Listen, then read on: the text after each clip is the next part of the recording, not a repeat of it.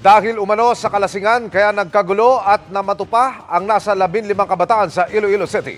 Nakatutok si Zen Kilantang Sasa ng GMA Regional TV.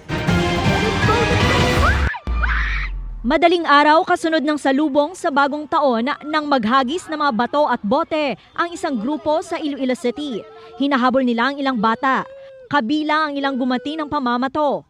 Hindi bababa sa 15 kabataan ang sangkot sa kaguluhan. Tinukoy na promotor umano ang isang alias Peter na 18 anyos na at isang hindi na natin papangalanan dahil 17 anyos lang. Hindi naman natukoy ang iba pa dahil nakatakas. Sa to si mami naigo nga taxi. Ti nagrespondi man ni daton ko pulisan kag nagistura man ang both party nga isitol nila sa may barangay. Pero ang umano'y dahilan ng pamamato, trip-trip lang dahil sa kalasingan. Nagturuan ang mga opisyal ng Barangay Tanza Timawa Zone 1 at Zone 2 sa kung sakop nila ang lugar ng rambol.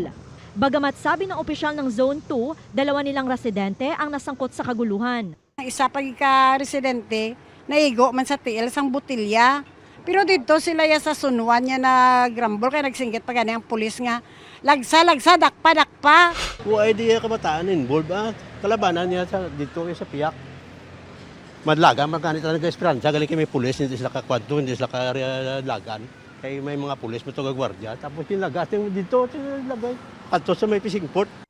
Ikatlong gulo na umano ito sa lugar, bagamat mula umano sa ibang barangay ang mga sangkot na hindi umano miyembro ng organisadong grupo o mga gang. Samantalang natukoy na ng pulisya ang 3 sospek sa pananaksak sa 3 lalaki sa barangay San Sebastian ng Santa Barbara, Iloilo kahapon ng madaling araw January 1. Magkakapatid umano ang mga sospek na residente ng barangay, pero bigong datnan sa kanilang bahay ng pulisya. Sa nakuhang CCTV footage ng GMA Regional TV, kitang sinipa ng isang nakamotorsiklo ang isang naglalakad sa kalsada. Doon na naghabulan hanggang mag-abot ang dalawang grupo.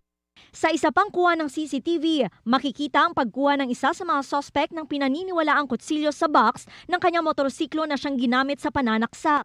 Posible sir, tripping naman siguro kasi posible both parties, both the victims and the suspect, posible bisan paano nakainom din man siguro sila kasi siyempre New Year. Dahil sa insidente, pinalakas na ang seguridad sa barangay. Wala na sila sa mga glutanan ng mga previous wala gid. Hinihintay pa ng pulisya ang medical bulletin ng mga biktima upang matukoy ang reklamong isasampa laban sa mga sospek. Mula sa GMA Regional TV at GMA Integrated News, Zen Kilantang Sasa, nakatutok 24 oras.